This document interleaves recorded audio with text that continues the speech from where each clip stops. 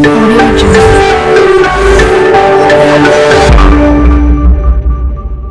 बच्चों, welcome to another video.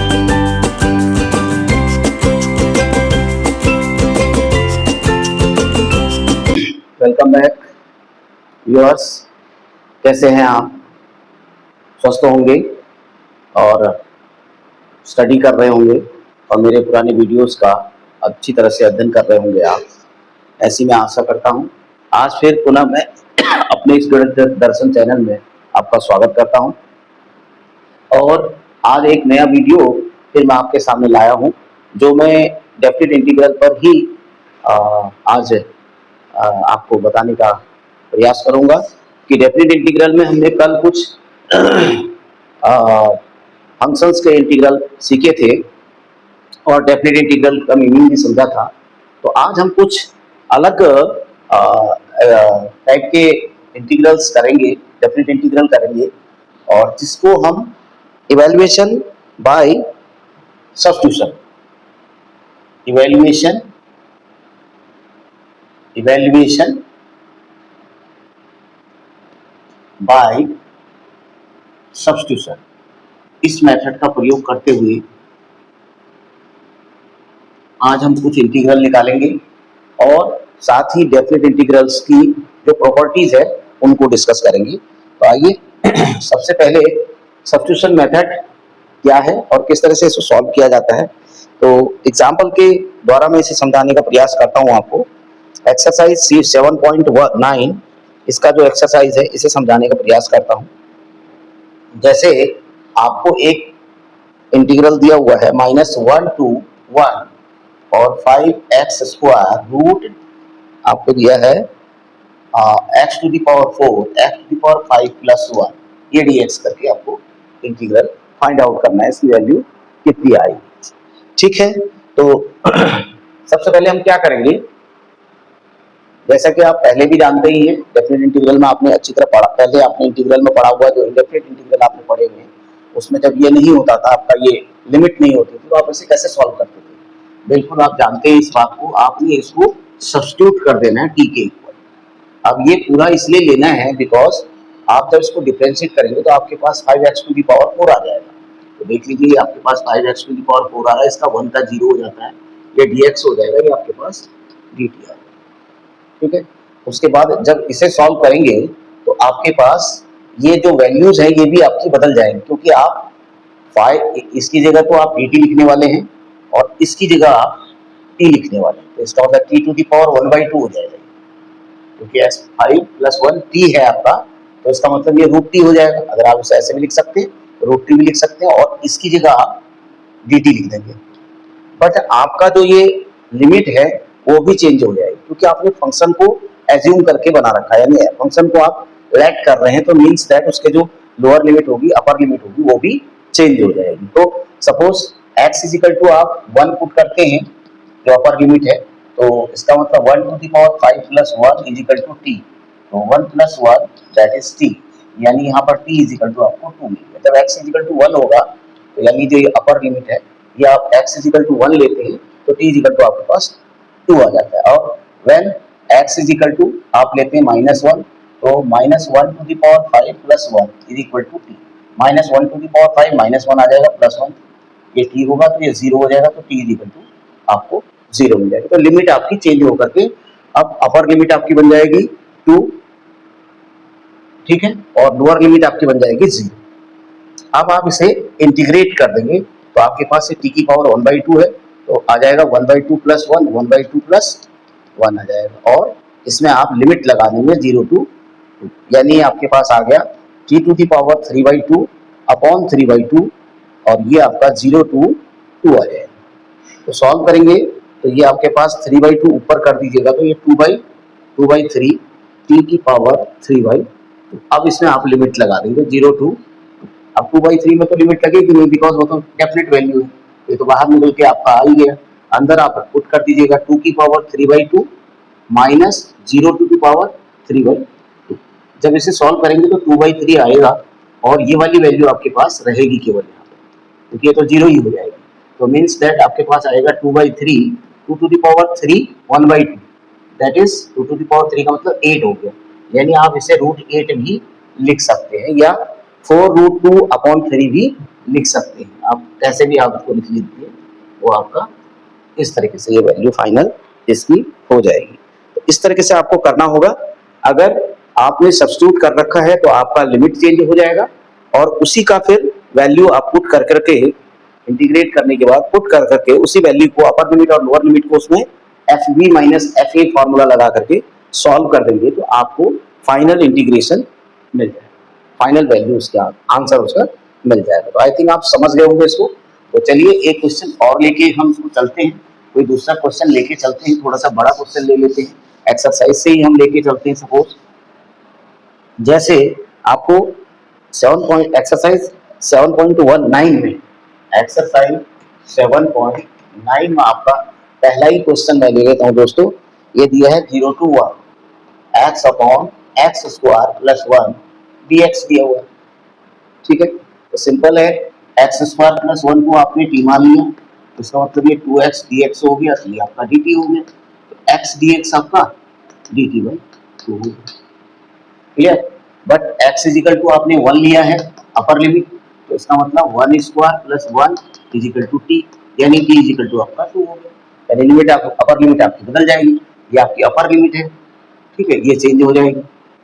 और आपकी जो लोअर लिमिट है वो भी आपकी चेंज हो जाएगी, क्योंकि ये नहीं आ जाएगा ना, क्योंकि आप किसको बदल रहे हैं, फंक्शन को बदल रहे हैं, तो उसकी लिमिट भी बदलेगी। तो x = 0 है तो 0² + 1 t हो जाएगा, तो t = आपका 1 हो जाएगा, ठीक है।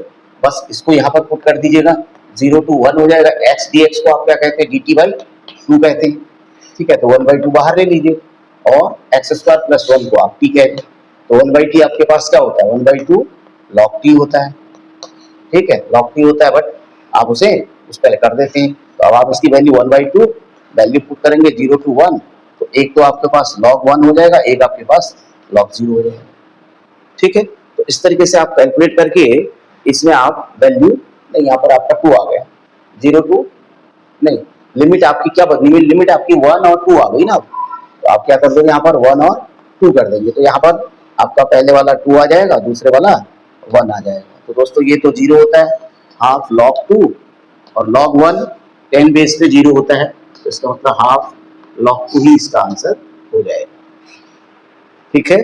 बहुत आसान है, आप समझ गए होंगे। बस केवल आपको ये समझना है कि जब आपने फंक्शन बदला है तो उसका लिमिट भी आप बदलेंगे, नहीं तो वो गलत हो जाएगा।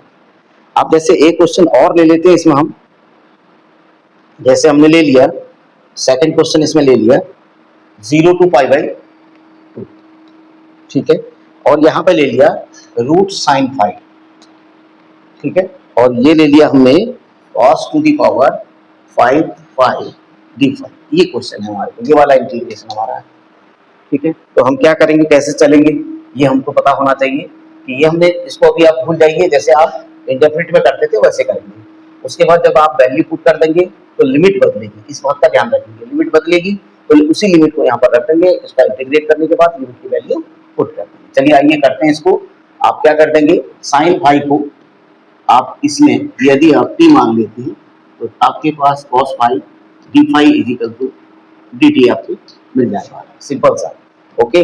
अब यहाँ पर जो अपर लिमिट है आपकी वो क्या हो जाएगी, अगर आप π/2 ले रहे हैं तो इसका मतलब sin π/2 = t मिलेगा, यानी sin π/2 की वैल्यू 1 होती है, sin 90 1 होता है। और आपकी जो लोअर लिमिट होगी वो आपकी हो जाएगी sin 0 है, तो इसका मतलब sin 0 0 होता है, तो t = 0। तो दोनों लिमिट आपकी निकल चुकी है। अब आप वैल्यू रख दें, यहाँ चेंज कर दिया है आपने, तो अब आपका 0 to लोअर लिमिट 0 हो जाएगी, अपर लिमिट 1 हो जाएगी, इसको रख दीजिएगा, ये आपका √t हो जाएगा, ओके। ये cos5 है, तो आप इसे ऐसे ड्रैग कीजिएगा, यहाँ पर cos5 को आप यहाँ पर 4 कर दीजिए और यहाँ पर लिख दीजिए cos5 d5, ठीक है।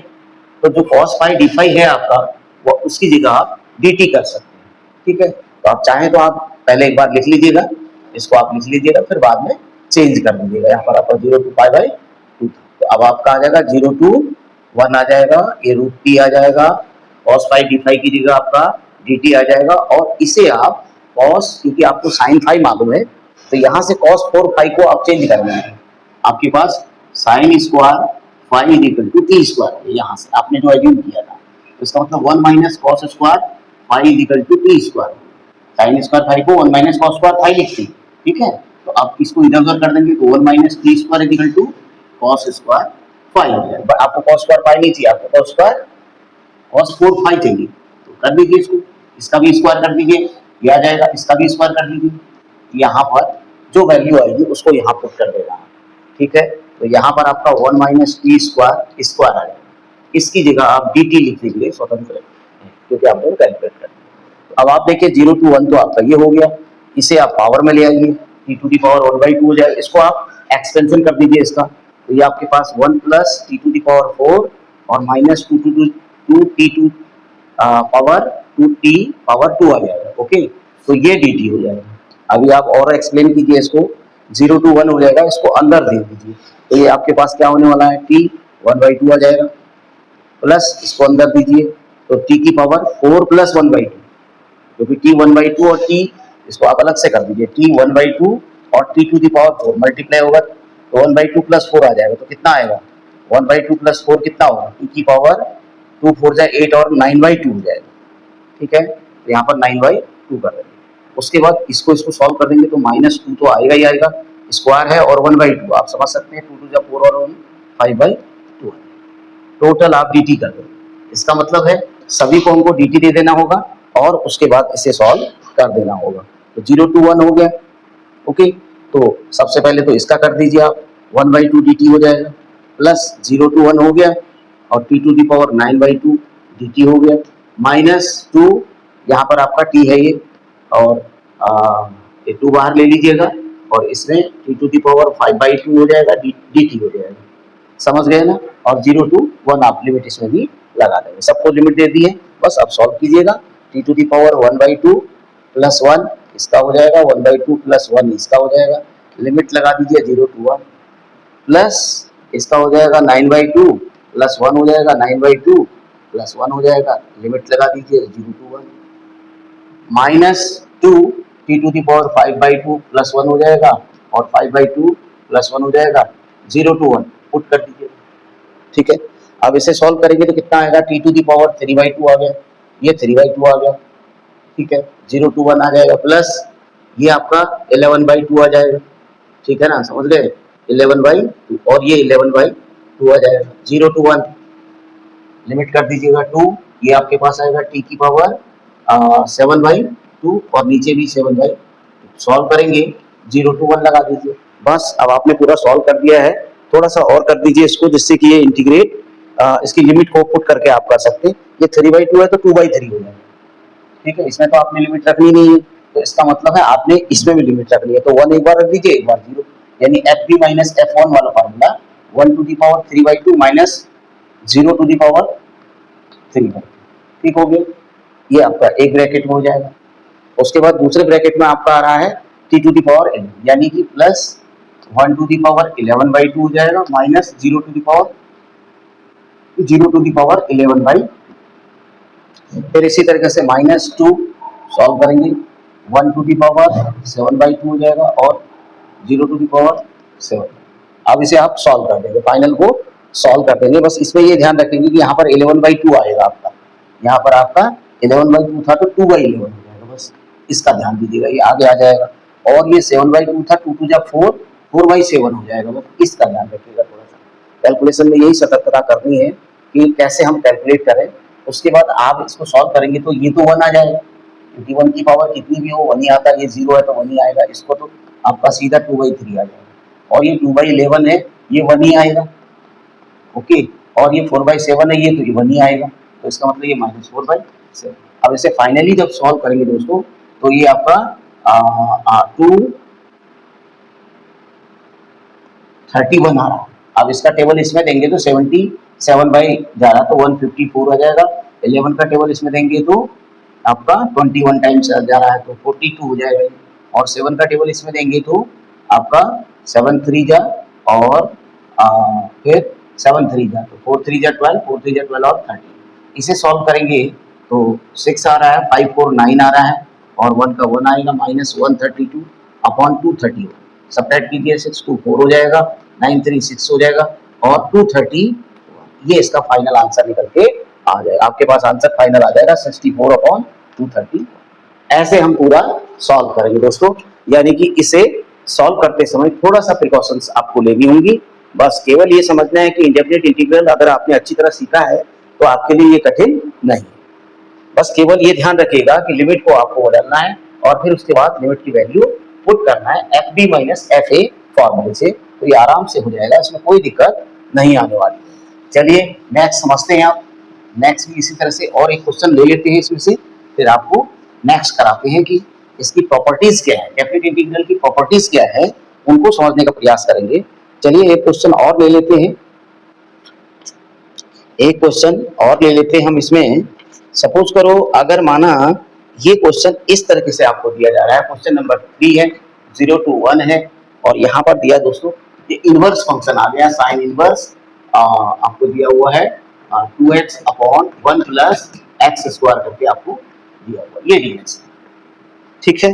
तो ये क्वेश्चन आपको दिया हुआ, आप देखिएगा। अब यहाँ पर थोड़ा सा इनवर्स फंक्शन आपको सिखाई थे मैंने, और इनवर्स फंक्शन में कैसे चेंजेस किया जाता है इस पर भी चर्चा विस्तार से हुई थी। बहुत सारी चीजें उसमें हमने आपको फैसिलिटेट कराई थी, बताई थी, समझाई थी कि किस तरीके से उसमें वैल्यूज को पुट किया जाता है। देखिए यदि मैं x equal to tan theta रख देता हूँ, x इजिकल टू में टेन थीटा रख देता हूँ। अब क्यों रखा मैंने टेन थीटा, क्योंकि मुझे ये पता है 2 tan theta 1 plus tan square theta ये साइन 2 थीटा के इक्वल हो जाता है। और साइन इनवर्स के अंदर अगर साइन 2 थीटा आ जाता है तो यही मेरा एम था कि अगर ये इनवर्स फंक्शन है तो इसको मुझे हटाना है यहाँ से, तो ये मेरा एम था। तो मैंने ये सोचा कि इसके अंदर साइन ही आए, जो भी आए साइन आए। अगर यहाँ टेन इनवर्स है तो मैं ये समझूंगा कि यहाँ पर टेन ही आए, अगर कॉस इनवर्स है तो इसके अंदर मैं कोशिश करूंगा कि कॉस ही आए, ठीक है। इस तरीके की चेंजेस आपके दिमाग में होने चाहिए।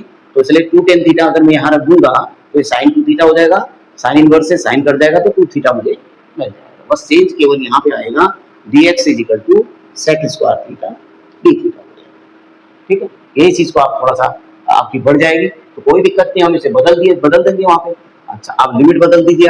आपने कहा कि x इजिकल टू जब अपर लिमिट निकालूंगा तो x इजिकल टू आप जब 1 रहते हो तो यहाँ पर आपका आ जाता है 1 इजिकल टू टेन थीटा। अब 1 किसकी वैल्यू होती है, टेन पाई बाई 4 की होती है, तो टेन थीटा हो जाएगा, मीन्स थीटा इजिकल टू आपका पाई बाई 4।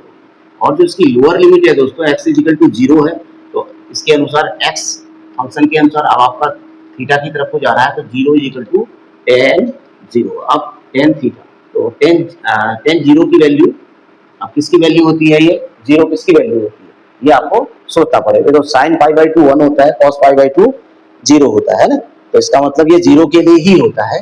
तो अगर मैं क्योंकि साइन 0 0 होता है, कॉस 0 1 होता है, तो टेन 0 भी 0 बाई 1 होगा तो 0 ही होगा। इसका मतलब ये टेन 0 की वैल्यू होती है। इसका मतलब थीटा इज इक्वल टू आपका 0 डिग्री आ जाएगा, ठीक है। तो आपकी अपर लिमिट निकल गई है, सब निकल गया है, इसकी वैल्यू पुट कर दीजिए वहां पर आप, तो आपके पास ये 0 आया लोअर लिमिट, अपर लिमिट आपके पास पाई बाई 4 आ गई है।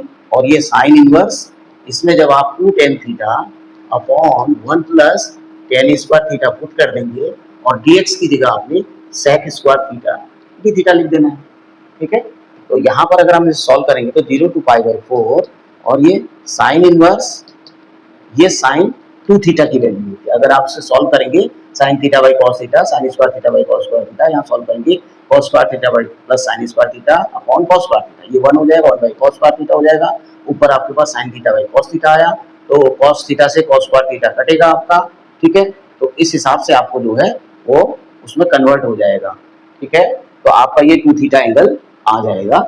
इसे आप सॉल्व करेंगे तो ये सारा आपका 2 साइन थीटा कॉस थीटा बचेगा यहाँ पर, तो साइन 2 थीटा उसको साइन 2 थीटा करते हैं। तो इसलिए डायरेक्ट भी आपको याद होना चाहिए साइन 2 थीटा होता है आपका यहाँ पर sec square theta d theta. अब इसे सॉल्व करेंगे 0 टू पाई बाई 4, ये साइन इनवर्स और साइन आपका चला गया तो 2 theta sec square theta d theta आपके पास आ गया। बस यहीं पर आपके पास एक नेक्स्ट प्रॉब्लम बनने वाली है। इस 2 को चाहो तो आप बाहर ले लो, 0 to pi by 4 theta sec square theta d theta. तो आपको अभी इससे पहले मैंने सेपरेशन बाय पार्ट्स वाले जो आपको बताया था, यानी बाय पार्ट्स जब आपको इंटीग्रेशन करना होता है तो कैसे करते हैं। तो आप जानते होंगे कि first function into second function करके आप उसे चेंज करते हैं। तो आपका 2 तो रहेगा ही रहेगा, इसको आप कर दीजिएगा। फर्स्ट फंक्शन थीटा को मानिएगा, integration of sec square theta, इसका आप इंटीग्रेशन जानते हैं, माइनस होता है, फिर यहाँ पर इंटीग्रेशन बड़ा वाला होता है, फिर यहाँ पर डी बाई डी थीटा और थीटा हो जाएगा, और integration of sec square theta d theta हो जाएगा, और होल डी थीटा हो जाएगा। ठीक है, ये फॉर्मूला आप जानते हैं, तो इसको आप अप्लाई करेंगे यहाँ पर। इसके बाद आ जाएगा दोस्तों, ये 2 तो मैं बाहर कर दूंगा और ये थीटा आ जाएगा। इंटीग्रेशन बाद में पुट कर देंगे, पहले हम सॉल्व कर लेंगे। ठीक है, theta into sec square theta का टेन थीटा होता है। ओके, ये डी थीटा हट गया। अब माइनस ये आपका D by d theta, theta का 1 होता है और उसका टेन थीटा होता है, तो इंटीग्रेशन ऑफ टेन थीटा, फिर से हमारे पास प्रॉब्लम आ गई है। तो कोई बात नहीं, उसको हम जानते हैं 2 theta tan theta minus tan theta का जो वो होता है साइन थीटा बटे कॉस थीटा होता है। कॉस थीटा को अज्यूम करते हैं टी के इक्वल, तो minus sine theta d theta हो जाता है। तो साइन थीटा की जगह आपका साइन थीटा डी थीटा को आप डी टी लिख देते हैं, तो 1 बाई टी आ जाता है। ठीक है ना, तो इस तरीके से वो माइनस आएगा, तो आप यहाँ पर प्लस कर सकते हैं, तो लॉग कॉस थीटा आने वाला है। ठीक है, बस आपका टोटल आंसर ये आ जाएगा। अब आप इसमें इंटीग्रेशन कर दीजिए, सॉरी लिमिट की वैल्यू रख दीजिए, 2 तो आपका आएगा ही आएगा बाहर। ठीक है, थीटा की जगह आपका कितना आएगा बताइए, पाई बाई 4, तो यहाँ पर पाई बाई 4 लिख दीजिए, फिर 10 पाई बाई 4 लिख दीजिए, फिर एक बार पाई बाई 4 उसमें भी रखिएगा, लॉग कॉस पाई बाई 4 ये भी आ जाएगा। ठीक है, इधर को मैं नहीं लिख रहा हूँ, यहाँ लिख रहा हूँ। अगला वाला आपका आने वाला है माइनस, अब कैसे, जब आप जीरो रखेंगे, लोअर लिमिट आपकी जीरो है तो माइनस करके आपका आएगा, और ये आ जाएगा आपका 0 इंटू टेन जीरो, ठीक है, plus log cos 0।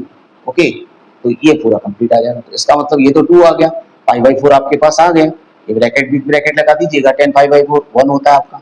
Log cos pi by 4 कितना होता है आपके, कॉस पाई बाई 4 45 हुआ तो 1 बाई रूट 2 आएगा, तो लॉग 1 बाई रूट 2 लिख दीजिएगा इसको। ठीक है, और कॉस पाई बाई 4 क्योंकि 1 बाई रूट 2 होता है, तो और लॉग ये लिख देंगे। अब ये देखिए यहाँ पर 0 लिखा हुआ है, ये 0 है, ये 0 है, cos 0 1 होता है, log 1 0 हो जाता है, तो ये तो पूरा ही 0 होने वाला है, तो इसको तो हम कंसीडर ही नहीं करेंगे। तो हमारे पास आ गया 2 से मल्टीप्लाई करिए, 2 पाई बाई 4 आ गया, और यहाँ पे दोस्तों 2 इंटू लॉग 1 बाई रूट 2 भी मान सकते हो उसको आप, और इसे सॉल्व करके 2 से 2 काट लीजिए, 4 काट लीजिए, तो आपके पास पाई बाई 2 आने वाला है, और ये 2 log 1, log 1 0 होता है तो उसको मत कंसीडर कीजिए, तो आपके पास माइनस लॉग रूट 2 आ जाएगा। ठीक है, वो तो 0 हो जाएगा, रूट 2 का मतलब 1 बाई 2 होता है दोस्तों, तो पाई बाई 2 प्लस 2, और ये माइनस हो जाने वाला है यहाँ पर, और ये 2 की पावर 1 बाई 2 आएगा, तो 1 बाई 2 आगे आ जाएगा, तो 1 बाई 2 लॉग में, लॉग की प्रॉपर्टी होती है, तो 2 आ जाएगा।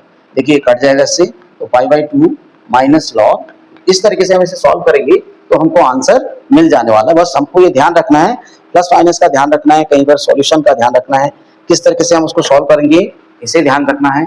ये सब चीज ध्यान रखते हुए आगे बढ़ना है। बहुत सिंपल है, बाय सब्स्टिट्यूशन यदि आपने पीछे पढ़ा हुआ है तो यहाँ पर भी कोई दिक्कत नहीं आने वाली है, बस लिमिट का ध्यान रखेंगे। लिमिट की वैल्यू जब उसमें पुट करते हैं तो किस तरीके से करते हैं ये आपको आना चाहिए, बस हो गया। उससे और कोई बड़ी अड़चन, कोई दिक्कत नहीं आने वाली है। केवल और केवल आप प्रिकॉशंस लेते हुए काम करेंगे तो आपका आंसर सही तरफ को जाएगा। अब जैसे इसमें और भी दे रखे हैं, जैसे minus 1 to 1 dx upon x square plus 2x plus 5, दोस्तों ये तो आपने किया ही है ना, इसको आप जानते हैं कि ये होल स्क्वायर मेथड में इसको चेंज करते हैं, फिर उसके बाद जो फार्मूला बनता है आपका उसमें एक्स स्क्वायर प्लस ए स्क्वायर वाले में, है ना, 1 अपॉन एक्स स्क्वायर प्लस ए स्क्वायर dx का इंटीग्रेशन क्या होता है उसको अप्लाई कर देंगे आप, है ना, तो उसके बाद लिमिट आपकी जो बदलेगी उसको पुट कर देंगे तो कैलकुलेट हो जाएगी। तो आई थिंक आपको कोई दिक्कत नहीं आने वाली है, लेकिन आप इसको जरूर करिएगा।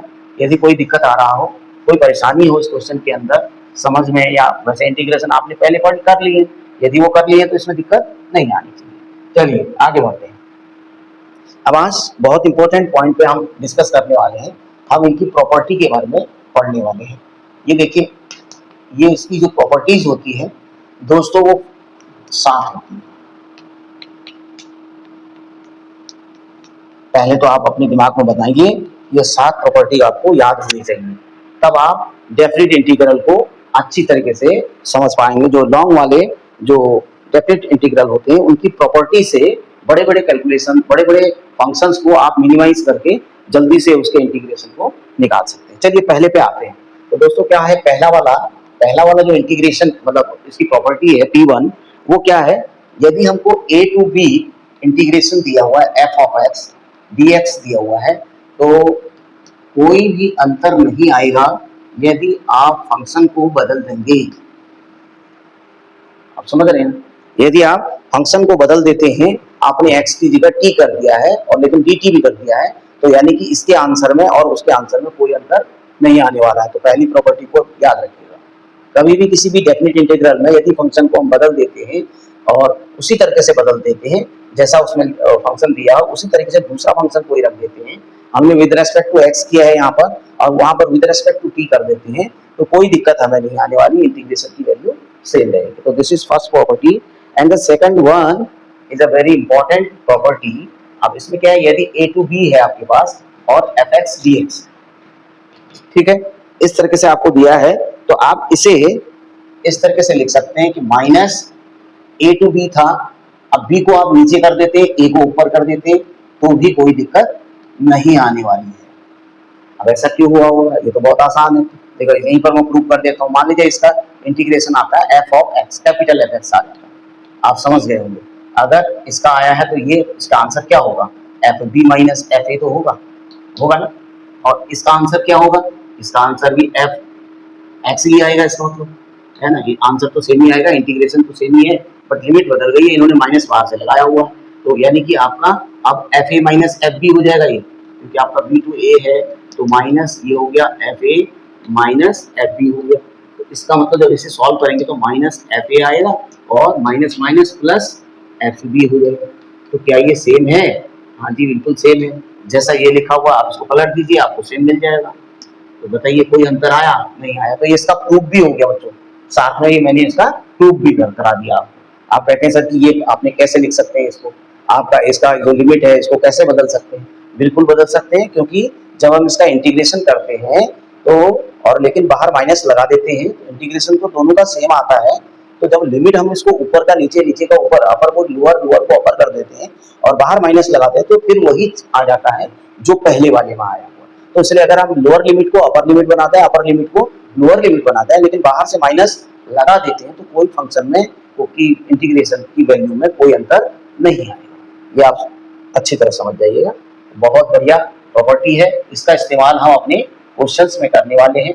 इसे आप ध्यान रखेंगे कि अगर ये a टू b है और fx है dx है, तो हम माइनस b टू a लिख सकते हैं, fx dx है। अब एक चीज और बता दूं कि यदि कुछ स्पेशल कंडीशन में अगर ये ऐसा हो जाता है कि a टू a हो जाता है, यहाँ पर a टू a हो जाता है, ठीक है, तो जब a टू a होगा तो fa माइनस fa होगा, तो 0 हो जाएगा। और आप कहोगे कि मैं इसको ऊपर ले जाऊँ, इसको ले तब भी वही रहेगा, तो माइनस भी लगाओगे तब भी वही रहेगा। तो इसका मतलब इस केस में ये कितना आ जाने वाला है, जब सेम ये हो जाएगा आपका, तो आप स्पेशल कंडीशन के अंतर्गत आप इसे ऐसे भी लिख सकते हैं, a टू a होगा, fx होगा, dx होगा, तो ये आपका 0 आ जाएगा। अगर ये सेम आपकी वैल्यू है और ये आ रहा है, तो ये आपका 0 हो जाएगा। आप समझते हैं कि fa minus fa equal to 0 होता है, तो इसलिए स्पेशल कंडीशन में अगर आप a टू a या इस a को नीचे, इसको a को ऊपर करते हैं, तो भी कोई फर्क पड़ने वाला नहीं है। तो इसलिए ये बहुत सिंपल प्रूफ होगा, आप इसे प्रूफ खुद ब खुद कर सकते हैं। आइए तीसरे पे आते हैं, तो तीसरा वाला बहुत इंपॉर्टेंट होने वाला है। ये क्या है दोस्तों, कि जैसे आपको a टू b दिया हुआ है और यहाँ पर fx dx दिया हुआ है, तो हम इसे क्या लिख सकते हैं, a to b f of a plus, ठीक है, और b माइनस एक्स, ऐसे हम लिख सकते हैं। मतलब इन दोनों को ऐड कर देंगे और ये जो फंक्शन था उसको सब्ट्रैक्ट कर देंगे, तो भी कोई फर्क पड़ने वाला इसमें, इसकी सहायता तो भी कोई फर्क नहीं पड़ेगा। अब आप इसको प्रूव भी कर सकते हैं दोस्तों, कैसे कर सकते हैं, देखिए अब इसकी value a plus b minus x आपके पास है। देखिए अगर a plus b minus x वाला, इसको यदि आप सॉल्व करेंगे तो कैसे सॉल्व हो जाएगा, ये आपका तीसरा वाला, तीसरी वाली प्रॉपर्टी है। अगर आप इसको सॉल्व करना चाहते हो तो आराम से सॉल्व कर सकते हो। तो देखो इसको आप क्या मान लीजिए, कोई अनदर फंक्शन मान लीजिए ना, मान लिया आपने इसको t मान लिया, t is equal to a plus b plus minus x मान लिया, तो आपके पास dt क्या आ गया, ये तो 0 हो जाएगा, ये 0 हो जाएगा, तो माइनस dx आ जाएगा, यही आएगा ना। तो इसका मतलब आप dx की जगह dt लिख सकते हैं, बट आपका a और b बदल जाएगा। तो इसका मतलब t इज इक्वल टू, अब आपका क्या आएगा, जब आप b रखेंगे अपर लिमिट आपकी आएगी a a plus b minus b, तो बी कट जाएगा तो आपका अपर लिमिट ए आ जाएगा। और जब आप लोअर लिमिट अगर आप ए रखेंगे, जब आपने ए रखा तो टी इजिकल टू आपका ए प्लस बी, तो वही रहेगा, तो यहाँ पर बी आएगा। इसका मतलब क्या हो रहा है, जब आप क्या रख रहे हैं, बी रख रहे हैं, तो आंसर तो ए आ जा रहा है। जब आप ए रख रहे हैं तो आंसर बी आ रहा है, ये पलट जा रहा है। अब आपने देखा कि आपने इसको टी एज्यूम किया था, तो टी हो गया। dx की जगह आपने माइनस डी टी कहा था ना। अब इस माइनस को अगर आप बाहर लेते हैं, v टू ए आता है तो एफ टी आ गया ना, देखिए डी टी आया ना। अब आप देखिए माइनस, अभी आपने इससे पहले एक प्रॉपर्टी पढ़ ली है कि अगर माइनस होता है v टू ए होता है तो इसे आप a टू b भी लिख सकते हैं। तो आप कर दीजिए इसको, a को नीचे कर दीजिए, b को ऊपर करिए, माइनस हटा दीजिए इसमें से। अब आपके पास एफ टी डी टी होता है। और फर्स्ट प्रॉपर्टी आपको ये बताती है कि अगर आप इसको ऐसा लिखना चाहते हैं तो फंक्शन बदलना चाहते हैं और विद रेस्पेक्ट टू भी आप बदल देंगे, तो पहली प्रॉपर्टी से आप वो चेंज भी कर सकते हैं। तो आपका प्रूव हो गया कि नहीं हो गया, देखिए इस लेफ्ट हैंड साइड आ गया ना, आपने ये साइड लिया था और इसको लेकर के आपने लेफ्ट हैंड साइड आपने प्रूव कर दिया। समझ गए? तो बहुत इंपॉर्टेंट प्रॉपर्टी है। कभी कभी ये एग्जाम में, बोर्ड परीक्षा में भी ये प्रॉपर्टी को पूछ लिया जाता है कि प्रूव दैट करके पूछ लिया जाता है। तो अगर ऐसे होता है तो आप कैसे करेंगे ये समझ लीजिएगा, बहुत अच्छी तरह से आपको बता दिया गया। एक बार आप इसको बार बार देख लीजिए।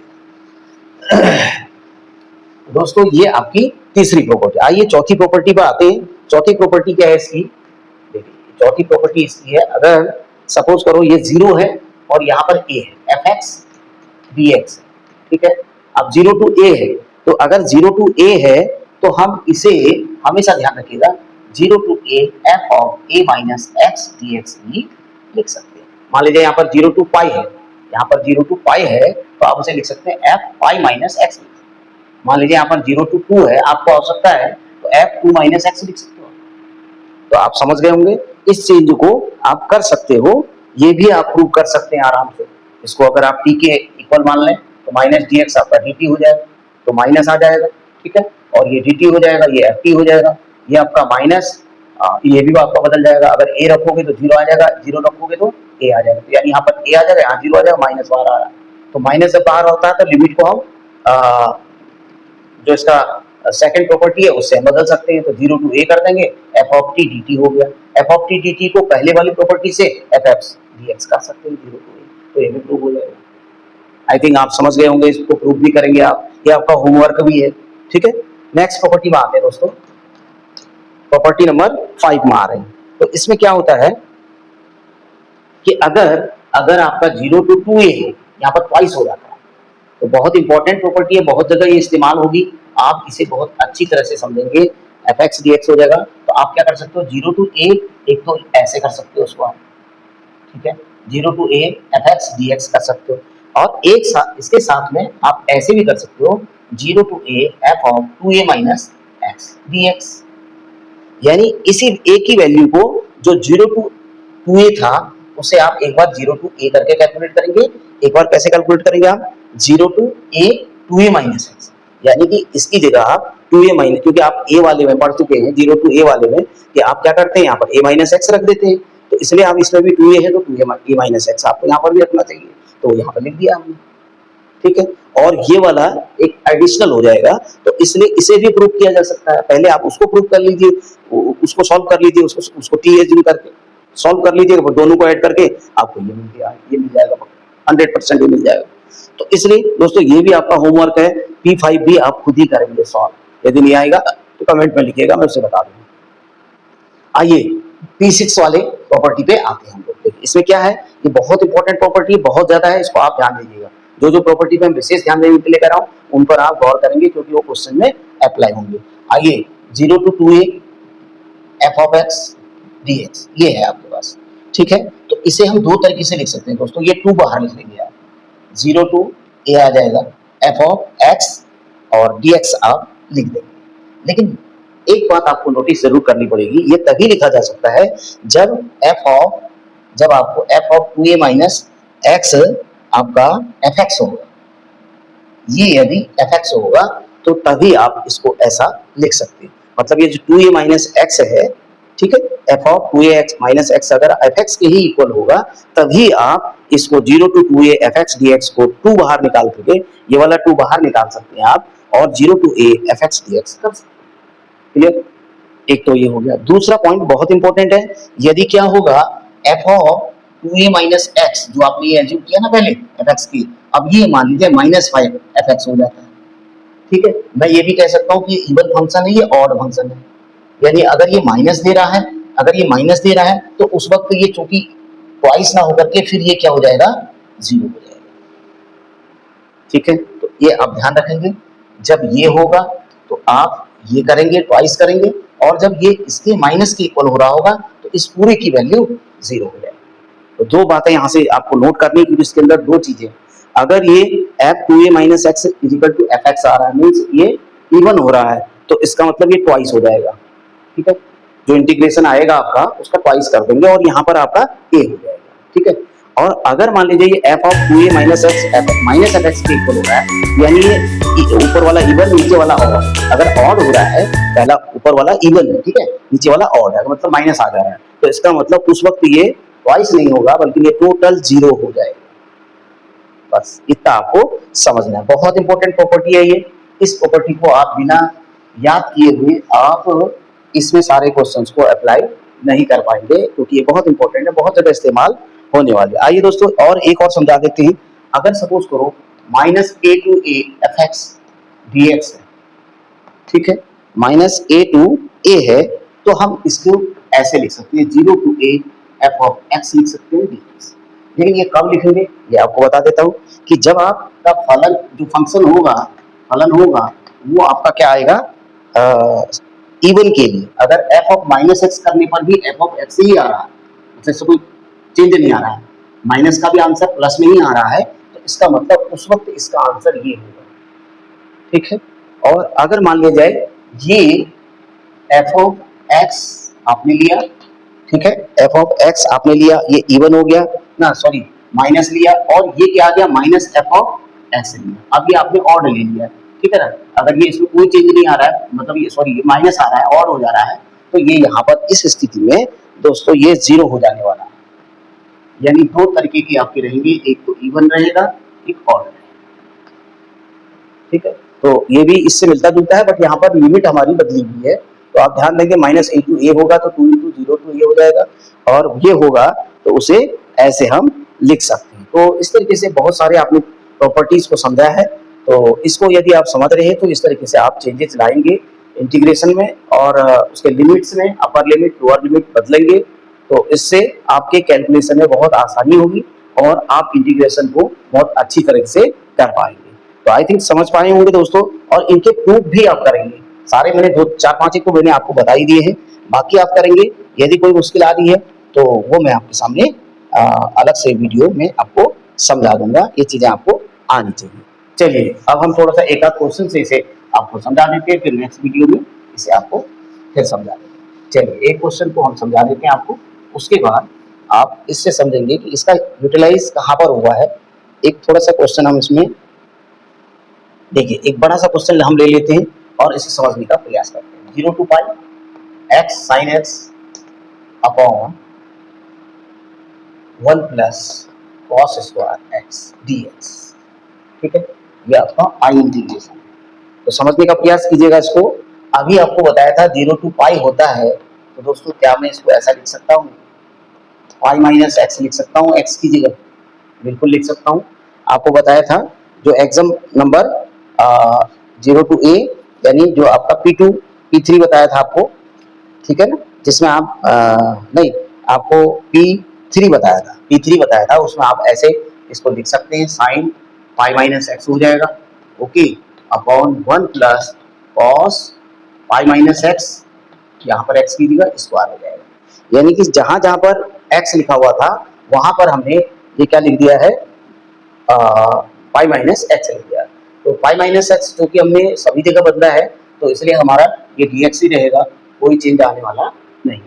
ठीक है, अब इसे थोड़ा सा हम सॉल्यूशन इसका फाइनल निकालेंगे, तो इसको सॉल्व कर लेंगे। पाई माइनस एक्स तो हमारा वही रहेगा, इसमें तो कोई चेंज नहीं आने वाला है, लेकिन साइन 180 माइनस थीटा क्या होता है ये आपको यहाँ से आपको मिलेगा। यहाँ से दोस्तों आपको मिल जाएगा ये साइन एक्स मिलेगा, sine 180 minus theta sine X होता है, तो कोई दिक्कत नहीं आई आपको, वही रहेगा। और यहाँ से 1 plus cos pi minus x होता है, स्क्वायर भी वही रहने वाला है, तो कॉस स्क्वायर एक्स ही रहेगा। तो यानी कि आपके पास ये आई था और आपका अब आई ऐसा आ गया है, देखो, ठीक है। क्या हम इसे ऐड कर सकते हैं क्या? बिल्कुल कर सकते हैं। तो ऐड करने से क्या आएगा, क्या फायदा होगा? तो यहाँ से आपके पास एक्स साइन एक्स आ रहा है, यहाँ माइनस एक्स साइन एक्स आ रहा है। जब हम इसे ऐड करेंगे तो ये दोस्तों कट जाएगा और हमारा केवल पाई रहेगा और अपॉन में ये रह जाएगा। तो हमारी कैलकुलेशन क्या हो जाएगी, बहुत आसान हो जाएगी और हम इसे आसानी से इंटीग्रेट कर पाएंगे। चलिए आई और आई ऐड कर देंगे, मतलब ये आपका एक इक्वेशन था, तो अब आपकी ये जो चेंज करके आई है ये दो हो गई। अगर हम आई और आई को ऐड करते हैं तो 2i आने वाला है हमारे पास, आने वाला नहीं। तो अब आप इसे करेंगे 0 to पाई और यहाँ पर एक्स साइन एक्स, देखिए मैं सीधा इसको लिख देता हूँ, x sine x upon 1 plus cos square x plus pi minus x sine x upon 1 plus cos square x, ठीक है। इसको ब्रैकेट में डाल देता हूँ, dx हो गई।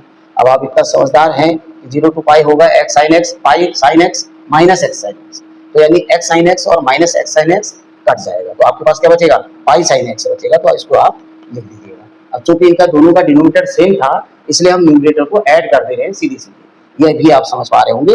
1 प्लस कॉस स्क्वायर एक्स आ जाएगा, dx आ जाएगा। अब आप देखिए, अब आपके पास थोड़ा सा इजी आ गया, ये एक्स आपका हट गया। इसको हटाने के लिए यही सब रणनीति हमने, ये जो P3 हमने लगाया यहाँ पर, प्रॉपर्टी नंबर 3, वो इसलिए लगाया कि x हमारा हट जाएगा तो हमारे लिए बहुत आसान हो जाएगा। क्योंकि दोस्तों आप जानते हैं कि इसमें पाई क्या है। अब अगर आप cos x को t मान लेते हैं, अगर आप इसमें cos x को t मान लेते हैं तो इसका मतलब आपके पास minus sine X D X equal to D T आने वाला है। तो यानी साइन एक्स डी एक्स की जगह तो आप क्या लिख लोगे, बताइए, माइनस डी टी लिखोगे, फायदा होगा ना आपको। और नीचे आपका 1 प्लस टी स्क्वायर हो जाएगा, तो आपको तो आराम हो जाने वाला, फार्मूला आपका इजीली आपको फार्मूला मिल जाने वाला है। और दूसरी बात क्या है, क्योंकि इसका इंटीग्रेशन आपका बदलेगा क्योंकि आपने बदला है, ठीक है। तो जब आपने अपर लिमिट पाई रखी होगी तो कॉस पाई टी के बराबर आ गया, ठीक है। जब कॉस पाई टी के बराबर आया तो यानी कि आपका उस समय टी की वैल्यू कितनी आ जाएगी आपका, ठीक है ना। तो x इजिकल टू आपने 0 ले लिया है। अगर आप 0 लेते हैं, पहले 0 ले लीजिए, लोअर लिमिट निकालिए, ठीक है। लोअर लिमिट निकालेंगे तो t इजिकल टू आपका कितना है, cos 0 1 होता है। इसका मतलब आप यहाँ पर 1 लिख देंगे, ठीक है। और जब आप पाई रखेंगे तो cos पाई के टी होता रहेगा, cos पाई आपका 0 हो जाएगा, क्या हो जाएगा, cos पाई 90 प्लस 90 हो जाएगा, cos 90 प्लस 90 साइन 90 हो जाएगा, ठीक है ना। तो इसे आप क्या कर सकते हैं, यहाँ पर एक चेंज ले आएंगे आप, यानी यहाँ पर आपका t आपका -1 आने वाला है। तो अब आप देखिए, ये आपका आपने जब 0 लिया तो आपका 1 आया, ये -1 आ गया, और यहाँ पर sin x dx की जगह आपका माइनस dt आने वाला है, पाई dt, बट माइनस का आने वाला है, ध्यान रखिएगा, 1 प्लस टी स्क्वायर आएगा। अब ये 1 2 -1 है, तो हम क्या इसे बदल सकते हैं प्रॉपर्टीज से, बिल्कुल बदल सकते हैं। एक तो सबसे पहले हम पाई को बाहर कर देते हैं, फिर -1 to 1 1 to 1, ठीक है, -1 to 1 है, ठीक है ना। और यहाँ पर dt by 1 plus T square ये आपके पास है। अब आपने पढ़ा हुआ है कि अगर जैसे -1 to 1 होता है, ठीक है, तो आप इसे क्या कर सकते हो, इसे आप 0 to 1 में बदल सकते हो, यानी कि आपका हो जाएगा पाई और ये 0 to 1 dt upon 1 plus T square हो जाएगा। तो पाई तो आपके पास था ही था, इसका आपके पास होता है tan इनवर्स टी हो जाता है आपके पास, ठीक है। tan इनवर्स टी का पे आप लिमिट लगा देंगे 0 to 1, तो आपके पास आंसर आ जाएगा पाई tan इनवर्स 1, ठीक है, tan इनवर्स 1 आएगा माइनस tan इनवर्स 0 आ जाएगा। तो फाइनल पाई आपका आ जाएगा, tan इनवर्स 1 को आप कहते हैं पाई बाई 4 और tan इनवर्स 0 को 0 ही कहेंगे। तो यानी आपके पास final answer pi square by 4 आ जाएगा, पाई स्क्वायर बाई 4 आपका फाइनल आंसर आ जाएगा। तो इस तरीके से आप इसकी लिमिट बदल सकते हैं और आंसर भी आप निकाल सकते हैं। तो यहाँ पर अब ये 2 भी तो था आपके पास, तो 2 था तो आपके पास कितना आ जाएगा, 2i आपके पास था तो 2 भी आप ले लेंगे ना इसमें, यहाँ पर आपके पास पाई बाई 2 आ जाएगा, ठीक है। तो पाई बाई 2 आ जाएगा और यहाँ पे आपका ये पाई बाई 2 आ जाएगा। तो जब आपने इसको 1 to -1 था तो आपने इसको 2 में बदल देंगे, आपने पढ़ा था ये वहाँ प्रॉपर्टी नंबर 4 में पढ़ा था कि आप यहाँ पर 2 कर देंगे। तो यानी पाई बाई 2 तो ये आया आपका, ये 2 वहाँ से आया था, वहाँ से आया था, तो 2 से 2 कट जाएगा आपका, तो खाली आपके पास पाई बच जाएगा। तो tan इनवर्स 1 और तो ये फाइनल करके आपके पास क्या आ जाएगा, पाई स्क्वायर बाई 4 आ जाएगा। तो ये 2 यहाँ नहीं आएगा, पाई स्क्वायर बाई 4 आ जाएगा, ठीक है, समझ गए अब आप। तो इस तरीके से बच्चों एक एग्जाम्पल की मदद से मैंने आपको समझाया जो प्रॉपर्टीज आपको बताई थी उस पर लेकर के आपका एक सवाल बताया है, और ये very very very important question है एग्जाम की पॉइंट ऑफ व्यू से। इसे आप अच्छी तरह से करेंगे, इससे आपका एक बड़ा क्वेश्चन अवश्य बनता है ये प्रॉपर्टीज से, इसलिए आप इस पर विशेष ध्यान देंगे और विशेष स्पेशल अटेंशन दे करके इसे बार बार करेंगे। वीडियो को बार बार देखिए, समझिए, जहां आपको समझ नहीं आया है वहां पर फिर से चर्चा हो सकती है, फिर से उसमें बात की जा सकती है। इसके लिए आपको कमेंट करना होगा और शेयर करिए और लाइक भी करिए, दूसरे बच्चों को भी लाभान्वित कीजिए और खुद भी लाभान्वित होइए। और सबसे बड़ी बात तो ये है कि आप वीडियो को बार बार देखेंगे तभी आपको चीज़ें समझ में आएंगी। तो चलिए, आज इतना ही आपके लिए वीडियो में है, और नेक्स्ट को आप फिर इसी का ही एक नेक्स्ट वर्जन हम आपको बताएंगे कि किस तरह से बड़े बड़े इंटीग्रेशन का डेफिनेट इंटीग्रल किस तरह से निकाला जाता है, ये हम करेंगे। तो आज मैं आपसे विदा लेता हूँ।